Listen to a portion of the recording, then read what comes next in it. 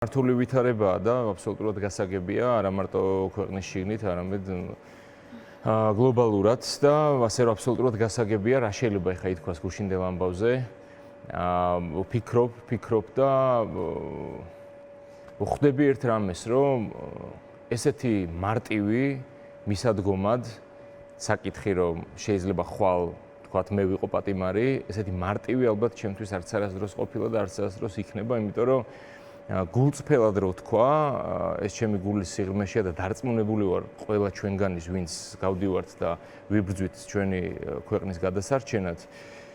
ეს არის განცდა, რომ ნეტა ისე არ დამთავრდეს ეს ბრძოლა, რომ მეც არ გამოვიარო ის, სადაც ეხა მათე წავიდა. აბსოლუტური გულწრფელობით ვამბობ, იმიტომ რომ ეს არის ისტორიის ფურცლების წერა. ისტორიის ფურცლები იწერება ეხლა და ოქროს ფურცლებზე იწერებიან ეს ადამიანები და ეს ბიჭები და გოგოები არიან გამოხატულება იმისა და მთელი მსოფლიო მათი მეშვეობით ხედავს იმას, თუ როგორ მოაღწია ჩვენმა ქვეყანამ 2025 წლამდე, ჩვენმა პატარა, გულადმა და ლამაზმა ქვეყანამ.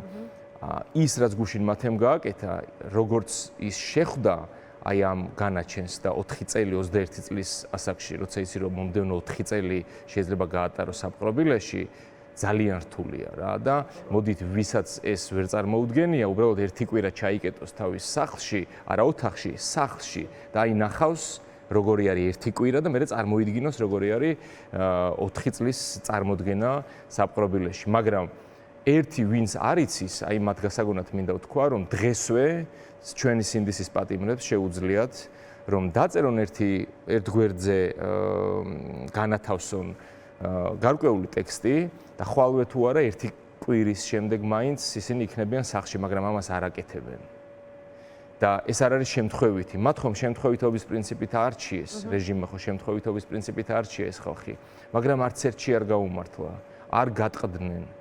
და ისინი დღეს არიან, თუ ვინმე იბრძვის დღეს ამ ქვეყანაში, ისინი არიან ჩვენი სინდისის პატიმრები, ისინი განსაზღვრავენ დღის წესრიგს, რა უნდა მოხდეს, როგორ უნდა წავიდეს ყველაფერი და რომ ეს ბრძოლა, თორე გარეთ რაც ხდება ამ წამს, სამწუხაროდ ეს არ არის ბრძოლა, მაგრამ ბრძოლად გარდაიქმნება. იმიტომ რომ როგორც ხედავთ ეს ადამიანები წირავენ საკუთარ ინტერესებს, საკუთარ თავს წირავენ იმისთვის, რომ ჩვენი ქვეყანა გადარჩეს.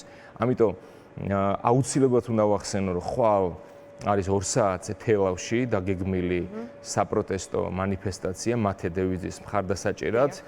თელაველებო, განსაკუთრებით თელაველებო, განსაკუთრებით კიდე იმ ხალხს მივმართავ, ვისაც ერეკლე მეორეზე გული შესტკივა და ლევან ბერძენიშვილისგან ცდილობს დაიცვას, ვისაც მართლა სამართლიანობა აინტერესებს, ვისაც მართლა სიკეთე აინტერესებს ამ ქვეყანაში და ვისაც მართლა საქართველო აინტერესებს და არა მარტო თელაველებო, მთელი საქართველოდან ჩვენ ყველა უნდა ჩავიდეთ იქ და რეჟიმს კიდე ერთხელ უნდა უთხრათ, რომ ჩვენ ვართ ის ხალხი, რომელსაც მოაღწია აქამდე. რეჟიმს ვინც წარმოადგენს, ის ხალხი არ არის, ვინც საქართველოს მოაღწევინ აქამდე, ის ხალხია, ვინც მუდმივად ხელს უშლიდა და ერთს დავამატებ, რომ აი ხა რომ შემოდიოდი, უცბად მივხვდი, რომ 100,000 მოწამე, ხო, აი ხო ყველამ ვიცით არა, 100,000 მოწამის პრინციპია ზუსტად რა, დაცული.